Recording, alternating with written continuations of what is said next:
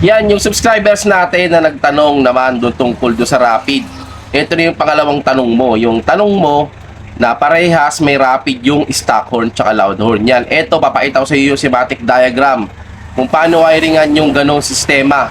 Yung may Rapid siya sa stock horn at may Rapid din siya sa loud horn. So, ito na. So, yan. Kung nakikita nyo, ayan, stock horn and loud horn parehas may Rapid. Pag nakita mo, syempre, lagi tayo magsisimula sa trigger. Ang trigger natin ay dun lagi sa pinanggalingan ng stock horn. Yan, may positive negative output yon. Dito nalagay dati yung loud, stock horn. So ngayon, dyan may kakabit yung interrupter relay. Positive negative, di ba? Hanapin mo yung positive niyan, may positive yan. Oh, pwede siyang baliktaran doon sa busina, pero may output talagang positive tsaka negative yan. Diyan mo lalagay ngayon yung interrupter relay. Tapos yung output ng interrupter relay, ayan, dyan mo siya ilalagay sa 8586. Kahit magkabaliktaran yan, kasi ito yung dilaw output, walang problema. Nagkakaroon lang ng polarity yan kapag nagkaroon ka ng diode. Kasi ito naman kasi may polarity to. Ito naman 8586 coil, walang polarity yan. Kaya kahit magkabaliktaran, nagkakaroon lang ng polarity yan pag naglalagay tayo ng diode. So ngayon, syempre yung 30, yan, battery. Nakalimutan ko lagi ng fuse. Sa puntang battery ang 30 positive. Yung 87 niya, yung output niya, doon mo ilalagay sa common ng halo switch yan. Halo switch yan sa common. So ngayon, yung normally close ng halo switch na wire, ilalagay mo yun sa dating stock horn. Yung tinanggal mo na stock horn, dyan mo ilalagay yung positive ng normally close na wire ng halo switch. Syempre negative, ground mo lang. Ayan.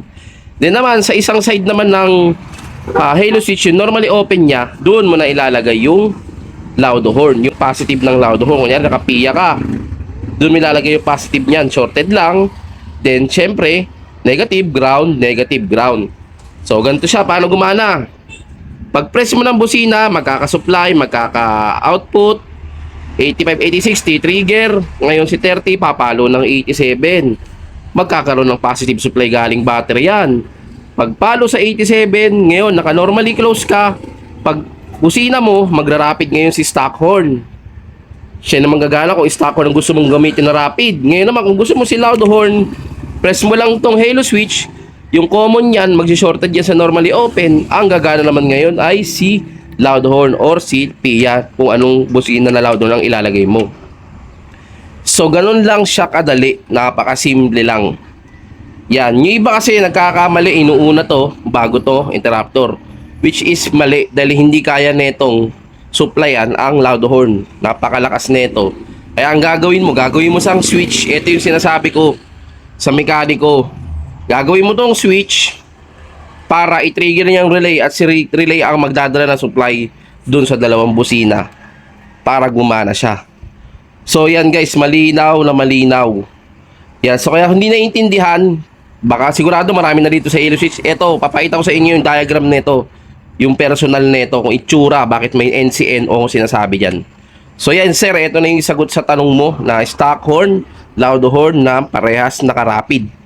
So sana mapanood mo tong video na to at ma-apply mo kung nagdi-DIY ka. Yan, maraming salamat.